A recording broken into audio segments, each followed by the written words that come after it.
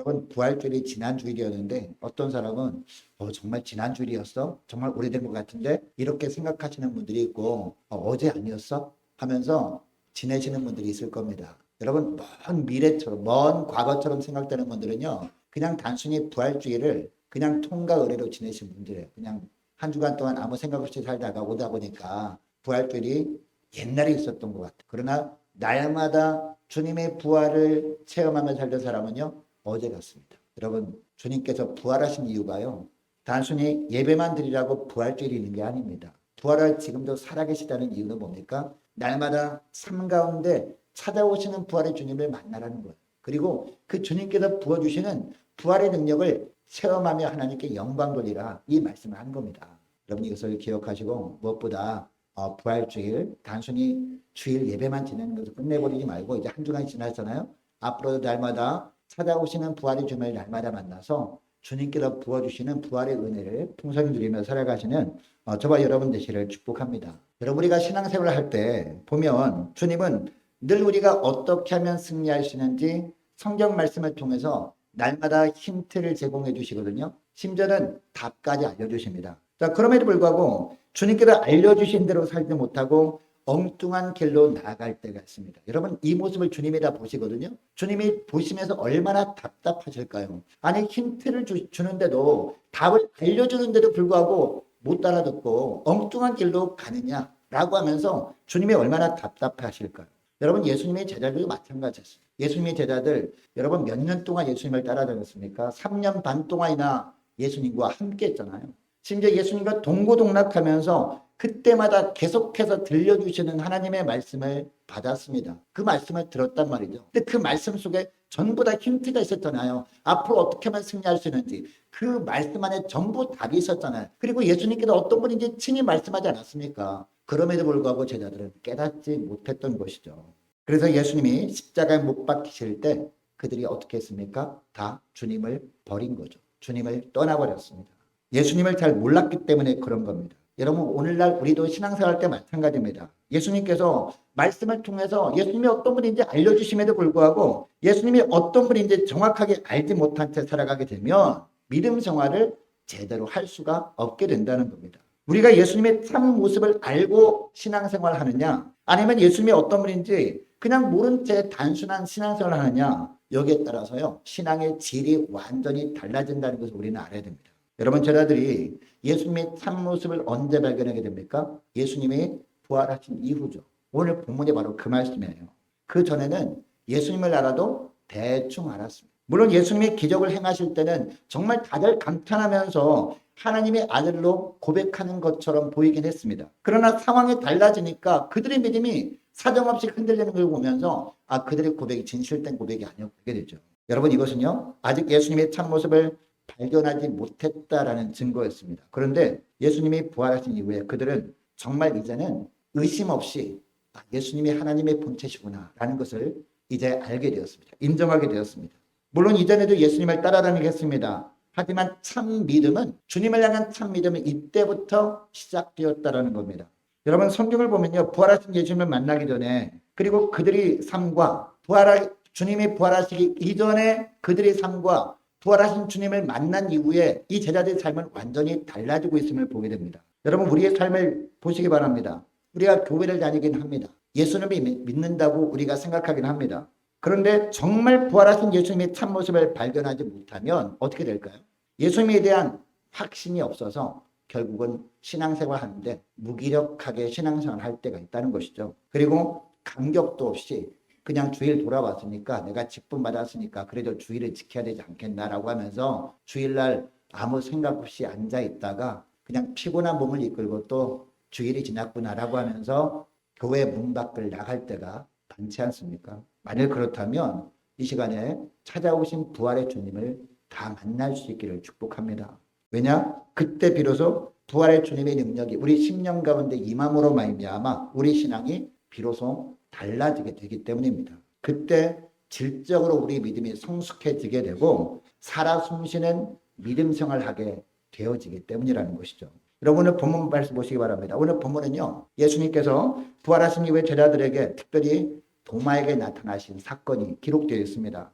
여러분, 도마는 이 사건을 계기로 부활하신 주님을 만난 이후에 도마의 삶이 완전히 달라지게 됩니다. 자, 그런데 도마가 부활의 주님을 만나 변화되는 과정을 보며 세 단계로 이제 이루어짐을 보게 되는데요. 우리도 부활의 주님을 만날 때 세 단계를 거치게 되거든요. 첫 번째 단계가 뭡니까? 의심하는 단계입니다. 왜 의심합니까? 보지 못하니까, 느끼지 못하니까 우리가 의심하는 거죠. 아, 내가 직접 보아야 믿는데 보이지 않는 거예요. 그리고 내가 직접 느끼면 내가 믿을 수 있는데 느껴지지 않는 겁니다. 그래서 의심하는 거죠. 도마도 마찬가지였다는 겁니다. 여러분, 오늘 본문에 보니까 예수님의 부활을 도마가 의심하고 있어요. 이때까지 도마는요, 상식적인 것만 받아들이는 그런 사람이었습니다. 먼저 제자들을 볼까요? 이 제자들을 보면 이 제자들도 예수님의 부활 소식을 이미 듣긴 했잖아요. 예수님의 부활을 처음 봤던 여인들이 전한 이야기를 듣고 예수님이 부활하셨다는 이야기를 듣긴 했습니다. 자, 그런데 어떤 마음이 들었어요? 설마 죽은 사람이 살아날 리가 있겠어? 이런 생각이 있었던 것이죠. 아직도 마음 한구석에 이런 의심이 있었던 것이죠. 제자들, 도마 이외 제자들도.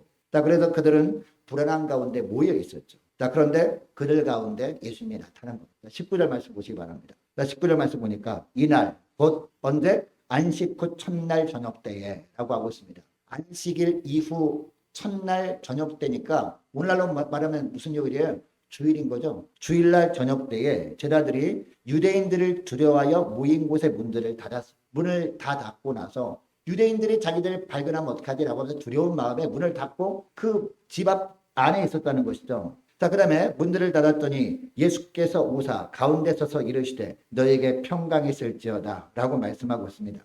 여러분, 저 오늘날 주일은요, 예수님이 부활하신 것을 기념하는 날입니다. 그래서 우리가 주일 예배를 드리는 것이죠. 그리고 다시 19절 중반절 말씀 보니까 문을 닫고 있었는데 갑자기 예수님이 나타나신 거예요.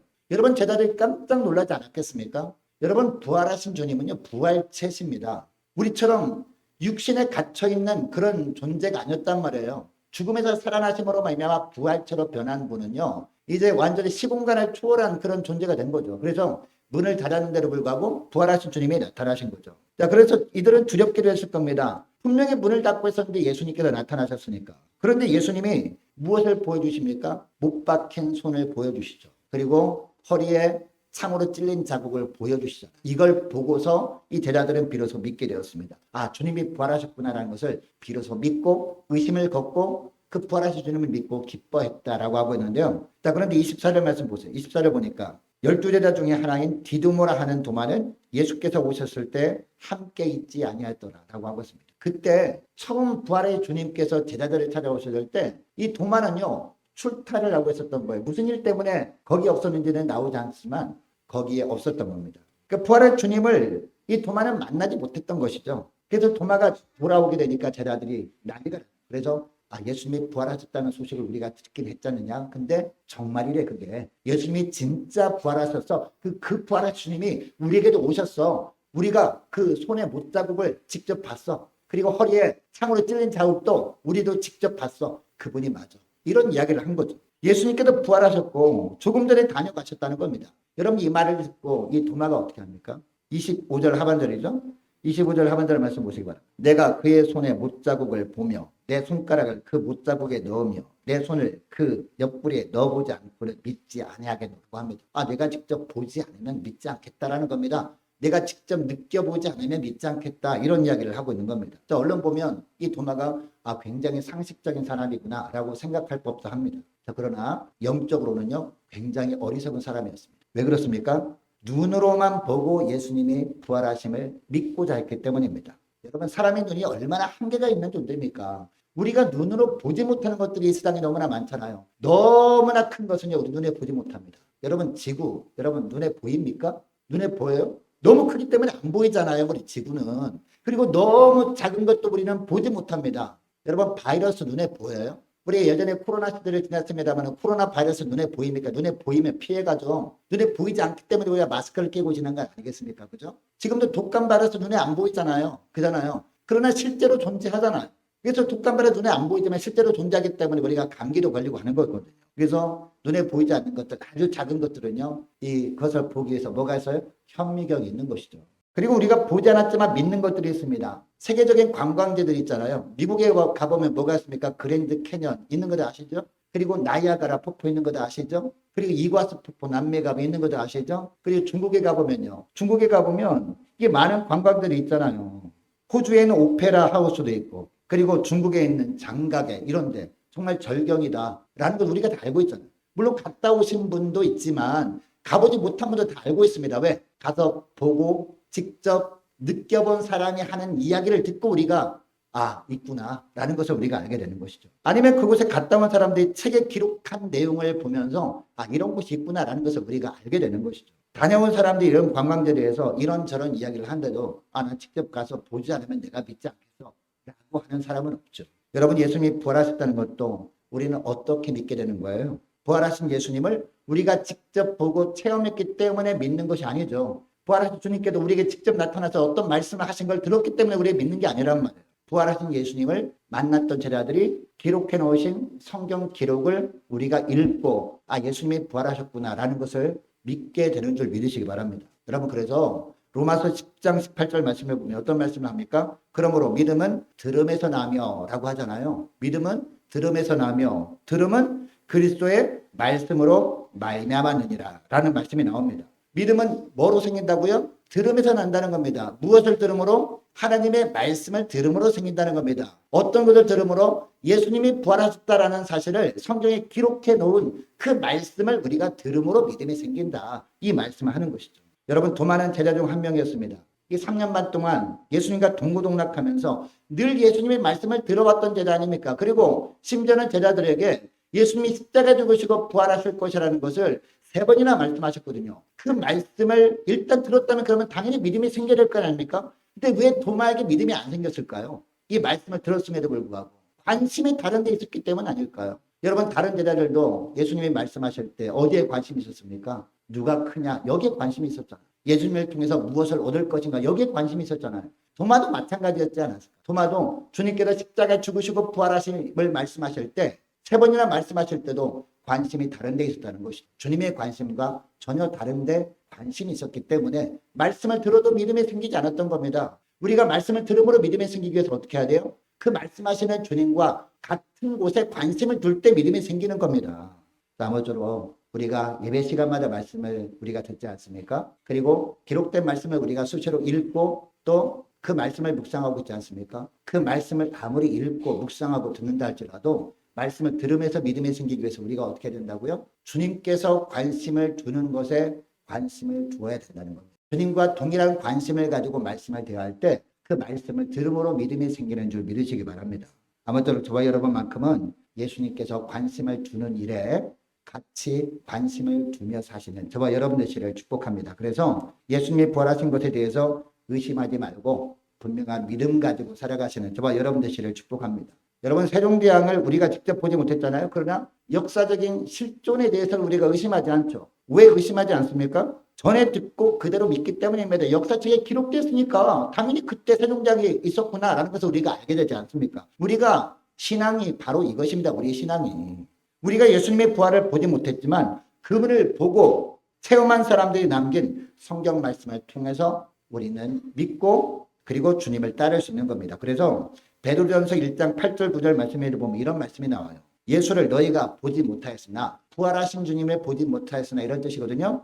사랑하는도다. 이제도 보지 못하나 믿고 말할 수 없는 영광스러운 즐거움으로 기뻐하니. 그 다음에 어떤 말씀이 나오는지 아십니까? 믿음의 결국 곧 영혼의 구원을 받음이라. 이런 말씀이 나옵니다. 여러분, 의심이 생기는 것 자체는 탓할 수가 없어요. 그러나 의심이 생기는 것을 방치하게 되면요, 어떤 일이 생긴지 아십니까? 그 의심이 결국 뭐가 됩니까? 불신앙이 되고 마는 겁니다. 그 의심이 불신앙이 되어버리고 결국은 영적으로 큰 손해를 우리가 겪게 되는 겁니다. 여러분, 그러므로 부활의 주님이 의심될 때마다 날마다 말씀 앞에 나와서 주님과 동일한 관심을 가지고 말씀을 받을 수 있기를 축복합니다. 그러면 말씀의 능력이잖아요. 우리 주님은 살아계시잖아요. 살아계신 주님께서 말씀의 능력을 그때마다 우리 심령 가운데 부어주심으로 말미암아 믿음이 생기게 되고 믿음이 자라게 되는 줄 믿으시기 바랍니다. 자, 그리고 둘째는요. 둘째 단계는 확신이 단계.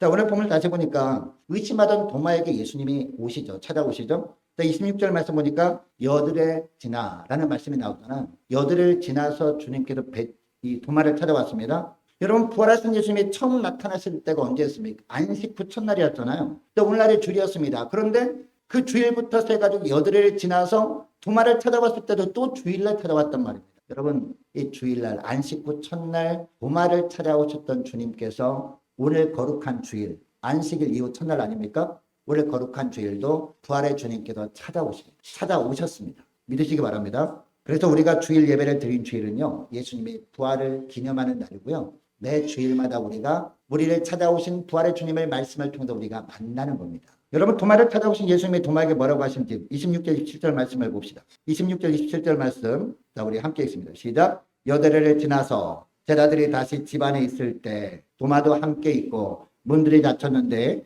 예수께서 오사 가운데 서서 이르시되 너에게 평강이 있을지어다 하시고 도마에게 이르시되 내 손가락을 이리 내밀어 내 손을 보고 내 손을 내밀어 내 옆구리에 넣어보라. 그리하여 믿음 없는 자가 되지 말고 믿는 자가 되라. 아멘. 여러분 예수님이 하시는 이 말씀을 도마가 들었을 때 깜짝 놀랐을 겁니다. 왜 그렇습니까? 도마가 다른 제자들에게 했던 말을 똑같이 하는 거예요.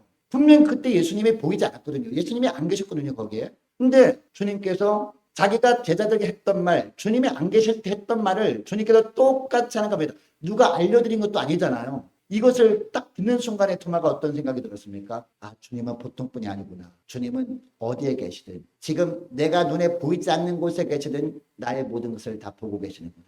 나의 모든 말을 듣고 계시는 분이구나. 그러니까 누구란 뜻이에요? 내 인생의 주님이시구나. 이것을 깨닫게 됩니다. 그래서 뭐라고 고백합니까? 나의 주님이십니다. 그리고 뭐라고 고백합니까? 나의 하나님이십니다. 이렇게 고백을 한 거예요. 여러분 오늘 본문의 내용만 보면 이 주님의 말씀 앞에 도마가 예수님의 손의 못자국을 직접 만져보았다는 구절은 없어요. 그리고 창자국에 손을 넣어봤다는 구절은 없습니다. 그래 눈으로 보기는 했을 거 아닙니까? 도마는 예수님이 부활하셨다는 사실을 믿지 않을 수 없게 된 겁니다. 그래서 도마는 부인할 수가 없어서 이제는 확신을 가지고 나의 주님이십니다. 나의 하나님이십니다. 이런 고백을 한 겁니다.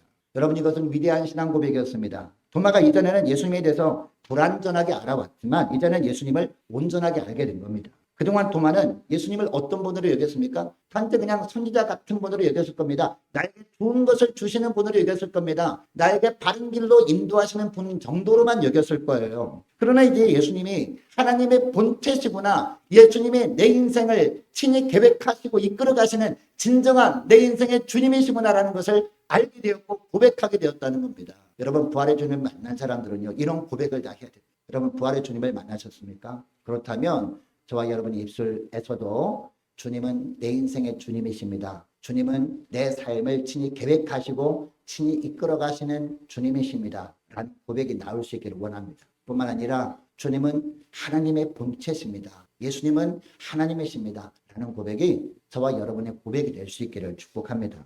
그리고 세 번째 단계는요. 변화의 단계.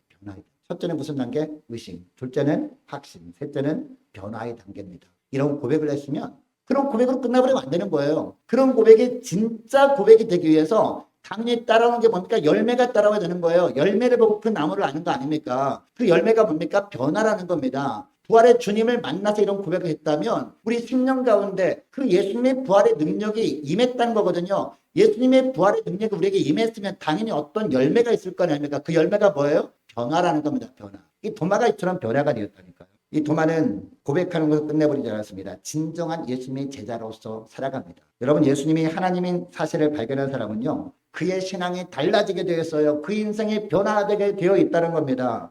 여러분 도마는 예수님 앞에 나의 주 나의 하나님이라고 고백한 이후에 전혀 다른 사람으로 변화가 되거든요. 어떻게 변화되느냐. 네 가지를 간략하게 말씀을 드리길 원하는데요. 첫째로는요. 기쁨의 근원이 바뀌었다는 거예요. 여러분 도마가 부활의 주님을 만나기 전에는 다른 제자들처럼 문을 걸어 잠그고 지냈잖아요. 기쁨이 없었습니다. 부활의 주님을 만난 이후에는요. 기쁨으로 감격하면서 외칩니다. 나의 주님, 나의 하나님이십니다라고 고백합니다. 이처럼 예수님을 만나서 속죄의 은혜를 받으면요. 영혼의 기쁨이 넘치는데 그동안은 어떤 것을 기쁨으로 여겼을까요? 주님께서 나에게 좋은 것을 주시면 기쁨으로 여겼겠죠. 주님께서 나를 보호해 주셔야 기쁨으로 여겼겠죠. 그러나 그 이후부터는요. 이 도마가 어떻게 변했냐? 기쁨의 근원은 다른 것이 아니라 주님이시구나. 왜? 나의 주님이시니까. 주님께서 나와 함께 하신 것 자체가 기쁨이구나라고 하면서 기뻐 이렇게 외쳤다라는 겁니다. 여러분 사마리아 여인도 한번 생각해 볼까요? 이 여인은 고달픈 인생이었습니다. 행복을 찾아다니긴 했습니다. 그런데 여러분 행복을 가질 수 있었습니까? 행복하지 않았습니다. 죄의식과 수치심만 남아있었어요. 그래서 동네 사람들도 아무도 자기를 만나려고 하지 않습니다. 다 피해 다녔습니다. 그래서 어떻게 합니까? 물이 필요했죠? 다른 사람이 낮잠을 자는 시간, 뜨거운 대낮에 아무도 거리에 없는 때 조용히 우물가에 와서 우물이나 깃고 살았던 여인이었습니다. 자, 그런데 우물가에 어느 날 가보니까 유대인 청년이 거기에 앉아있는 겁니다. 대화를 시작합니다. 대화를 하면서 알게 된 사실이 뭡니까? 자기는 이 우물에 날마다 와서 물을 떠가는데 이 물은 어떤 물? 또다시 나를 목마르게 해줄 물이야. 근데 거기에 앉아있던 유대인 청년은 영원토록 목마르지 않을 영생들을 주실 수 있는 주님이심을 알게 되었습니다. 메시아임을 알게 되고 여러분 여인이 어떻게 합니까? 기쁨의 근원이 무엇인지 깨닫게 된 겁니다. 그동안은 물만 풍성하게 쓰면 내가 좋겠다라고 하면서 그것이 기쁨의 근원인 줄 알았는데 영원한 영생수 대신 주님이 나의 기쁨의 근원임을 알게 되고 어떻게 됩니까?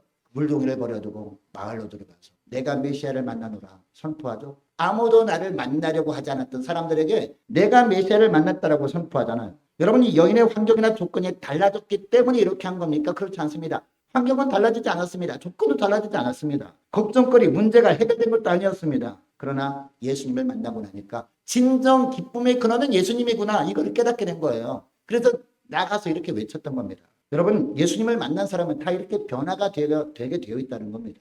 지금 주님께서 내가 지금 겪고 있는 고난을 해결해 주면 참 좋겠죠. 그러나 이 고난이 여전히 있다 할지라도 내 안에 누가 있습니까? 부활의 주님께서 나와 함께 있는 겁니다. 그 부활의 주님께서 나에게 능력을 부어주시는 겁니다. 그 능력으로 우리가 무엇을 알게 돼요? 기쁨의 근원은 바로 주님이시구나라는 것을 알게 돼요. 그래서 기뻐하며 살게 되는 겁니다. 이렇게 변화가 있게 된 겁니다. 도마도 바로 이렇게 변화가 된 겁니다. 자, 그리고 도마가 둘째로 어떻게 변화되느냐? 용기 있는 사람으로 변화. 도마가 예수님을 다시 만난 이후에는요, 두려움이 사라집니다. 그동안 두려워해서 문을 꽁꽁 닫고 있었죠? 이제 두려움이 사라집니다. 제자들과 함께 담대히 복음을 증거합니다. 여러분 세상에는요, 우리를 두려워하게 하는 것들이 참 많거든요. 그 두려움 때문에 사람들은 돈을 모으는 거죠. 야, 돈이 없으면 어떡하나? 그 두려움 때문에 돈을 모으는 거예요. 그리고 그 두려움 때문에 세상 권력을 얻으려 하는 것 아니겠습니까? 그러나 돈이나 세상의 권력으로 두려움의 문제가 해결됩니까? 해결되지 않습니다.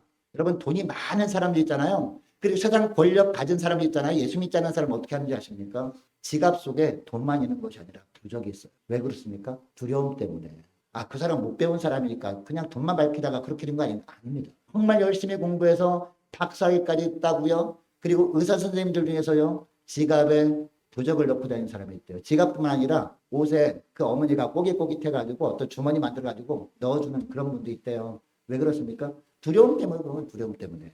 여러분 이 세상의 어떤 것들도 두려움을 해결해주지 못합니다. 그러나 예수님이 하나님이시구나 라는 사실을 발견하게 되면요. 담대한 용기가 생기는 겁니다. 두려움이 사라지는 겁니다. 예수님이 나의 주님이시구나 라는 것을 알게 되면 두려움이 봄눈 녹듯이 사라지게 되는 줄 믿으시기 바랍니다.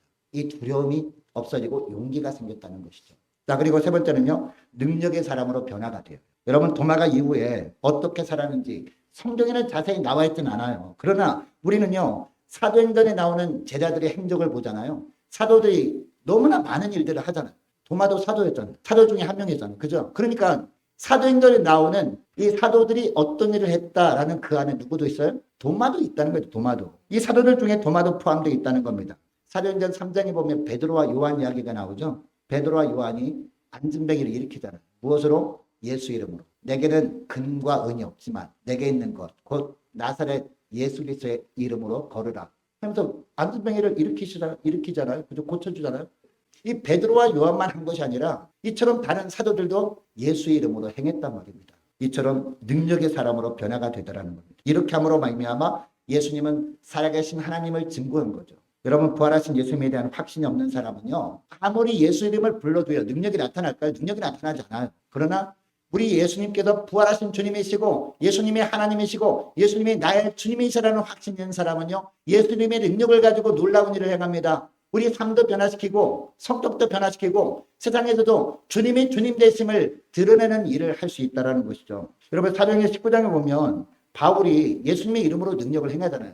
이 바울이 부활의 주님을 만난 다음에 심지어 바울이 사용하던 손수건만 얹어도 병마가 떠나갔어요. 우리가 다 알잖아요. 악한 귀신도 물러가기로 했습니다. 이것을 옆에 마술하던 자들이요 가만히 지켜보니까 신기한 거예요. 그래서 바울처럼 똑같이 흉내를 냈죠. 여러분 이 마술하던 사람들이니까 예수님의 부활을 믿지 않는 사람들이었죠. 예수님을 믿지 않는 자들이었단 말이에요. 그래서 바울처럼 흉내를 냈어요. 그래서 나사렛 예수 이름으로 명하노니 귀신아 떠나가라 하면서 흉내를 내봤어요. 여러분 이때 어떻게 했는지 아세요? 귀신이 뭐라는지 아세요? 예수도 내가 알고 바울도 내가 알거니와 너희는 누구냐? 라고 하면서 오히려 이 사람들을 공격한 거죠. 결국 이들 혼비백산 도망가 버리지 않습니까? 여러분 이것을 통해서 알게 된 사실이 뭡니까? 예수님의 이름에 능력이 있지만 아무도 함부로 이름을 부른다고 능력이 나타나는 것이 아니더라고요.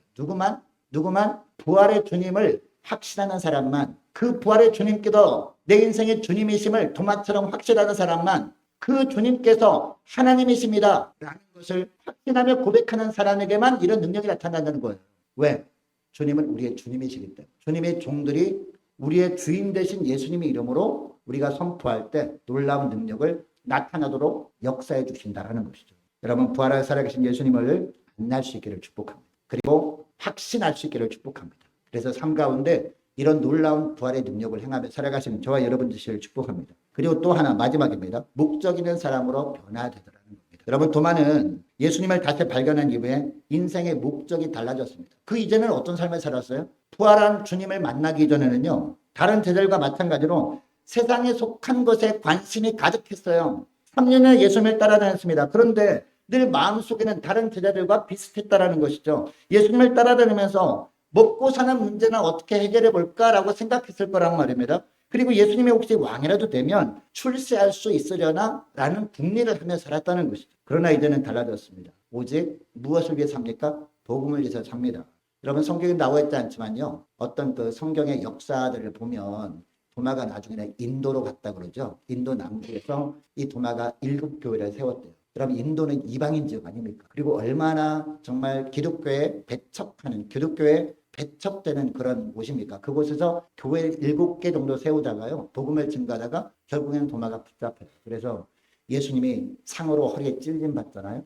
똑같이 창으로 찔림 받아서 순교를 당했다라고 이야기를 합니다. 인생의 목적이 완전히 달라진 거죠. 여러분 우리가 부활하신 예수님을 만났다면 무슨 일을 하든지 목적이 달라져야 할 줄로 믿습니다. 이 세상의 것에 매달리면 곤란한 겁니다. 우리 학생들도 우리 청년들도 어떤 직장에 취업하고 내가 어떤 직업을 얻어서 열심히 살아갈 수 있습니다. 그러나 그동안은요. 열심히 돈을 벌어서 내가 다른 사람보다 잘 살아야 이런 목적을 가지고 살았다면 이제는 어떤 삶으로 변화가 되어야 돼요? 부활의 주님을 만났다면 오직 하나님의 영광을 위해서 살아야 되겠다. 오직 내 삶을 통해서 예수님, 부활하신 예수님만 증거되게 해야 되겠다. 이런 목적을 가지고 살아야 된다는 겁니다. 여러분 부활의 주님을 만난 사람에게는요. 세상 것은 다 수단에 불과합니다. 오직 하나님의 영광을 위해서 복음을 위해서 산다는 분명한 인생의 목적으로 삶의 목적이 달라져야 될 줄 믿습니다.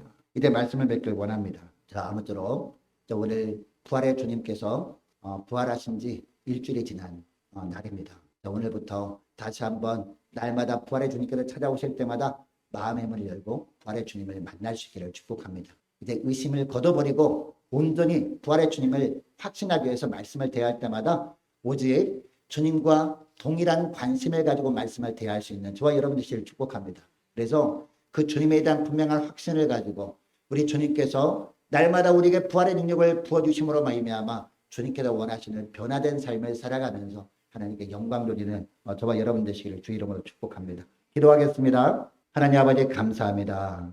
오늘 주님께서 부활하신 후 첫째 주일에 주님께서 주시는 말씀을 통해서 날마다 부활하신 주님을 만나 주님과 동행하는 삶을 살고 있었는지 저들의 삶을 돌아볼 수 있도록 은총 내려주심을 감사드립니다. 늘 주님이 말씀하실 때마다 겸손하게 말씀을 받음으로 또한 주님과 동일한 관심사를 가지고 말씀을 받음으로 말미암아 말씀의 능력으로 말씀에 대한 의심을 거두고 부활하신 주님에 대한 확신을 가지고 이제는 보고야 믿겠다는 신앙이 아니라 보지 않고도 믿는 주님의 종들 다 되게 하여 주옵소서. 뿐만 아니라 부활의 주님께서 저희들에게 부어주시는 부활의 능력을 덧입고 부활하여 살아계신 주님으로 인해서 우리가 기뻐하며 또한 용기 있게 주님을 전하며 삶 가운데 부활의 주님의 능력을 나타내며 하나님께 영광 돌리는 저희들 다 될 수 있도록 은총 내려 주옵소서. 감사드리오며 우리 주 예수님의 이름으로 기도합니다. 아멘.